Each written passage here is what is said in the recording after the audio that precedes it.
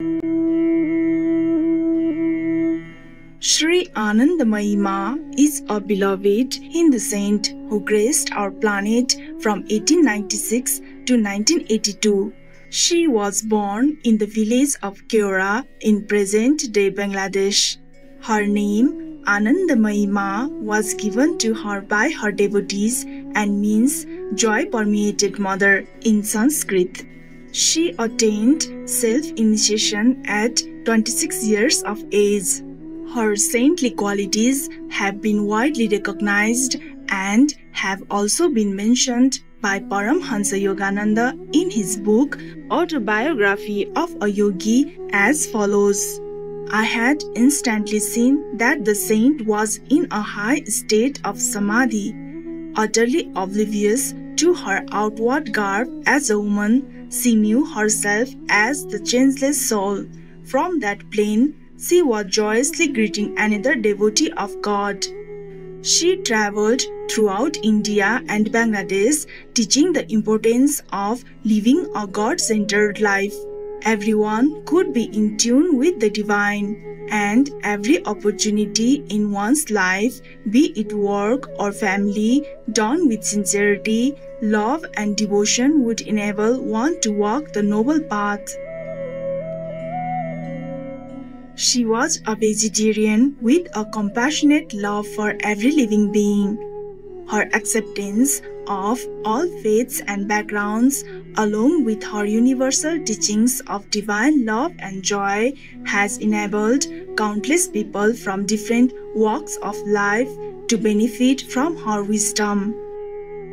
Sri Anandamayi Ma was renowned for her realization of joyous self-sufficiency and ability to lovingly connect with people through her spontaneous discourses, kindly directed at the individual audience to enable greatest understanding.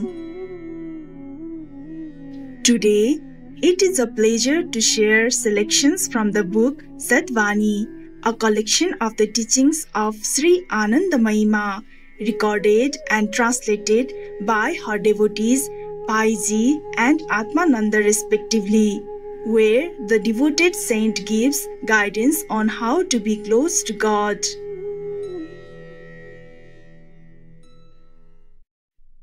Restlessness, agitation, doubt, and the like are certainly objectionable, yet it is the search for happiness that lies at their root.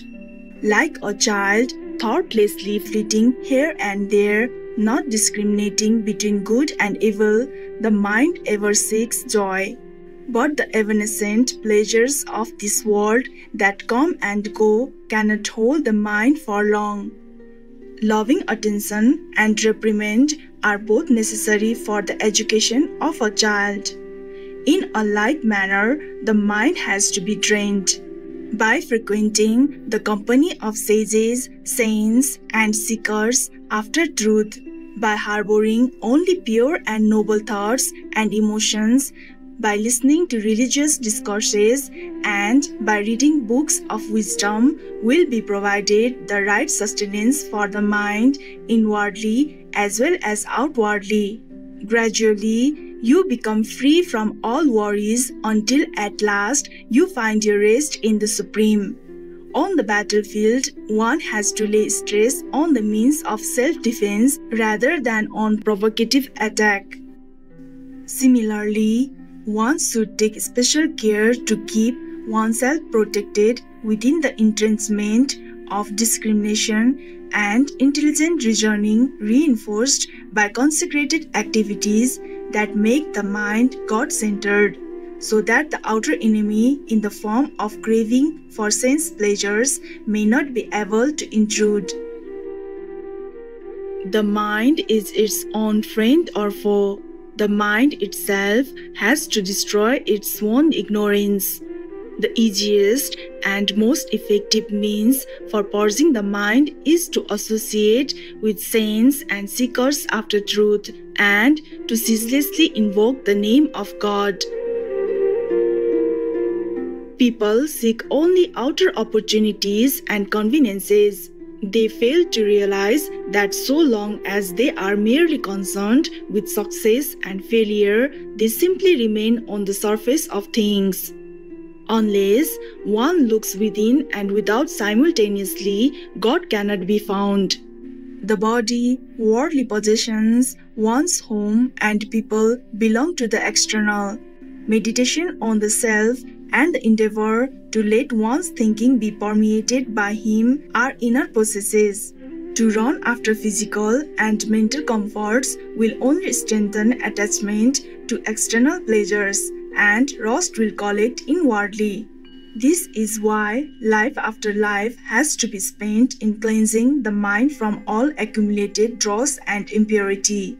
So long as one cannot make a clean sweep of outer attractions, one should at least aim at directing one's attention within as well by seeking the essence of things and meditating on Him, who is bliss eternal.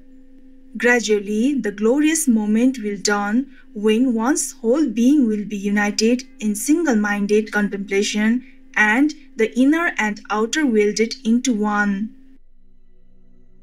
You are given too much discussion about sattvic or pure vegetarian food. For this body, sattvic food means to nourish oneself with divine thoughts and emotions and to abide in the awareness of truth or God. If once a day you eat perfectly pure vegetarian food but remain engrossed in worldly thoughts all day and night, of what use can sattvic food possibly be to you? Within the motor of the mind, pound the medicine of God's name or of self-inquiry with pure aspiration and partake of it. In this way, the opportunity for right diet as well as the necessary ingredients for making it effective will be provided from within. At all times, let your objectives be noble. Give your whole attention to your work. Your mind and body will then develop the qualities you are trying to create by sattvic food. Anything taken in through the senses is food.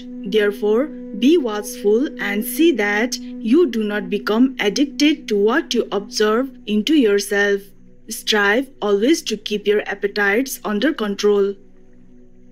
Essentially, there is only one inner call, but the different religions have devised different methods to make man aware of it. Once a man awakens to it, there is no more need to cry out again and again. Truly speaking, it is not you who call him, but he who calls you. Just as in the hushed silence of night, the sound of distant temple bells can be clearly heard, even so, when through intense and undivided devotion to him, the hunger of the senses is stilled, his call will find response from your inmost depths and reverberate through your whole being. Then and then only will true prayer spontaneously flow from your heart.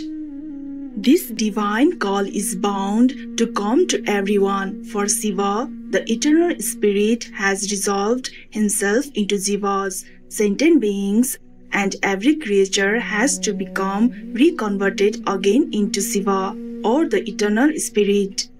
Just as water freezes into ice and ice melts into water, so this play of transformation of Shiva or the eternal spirit into Jiva or sentient beings and Jiva into Shiva goes on and on through eternity.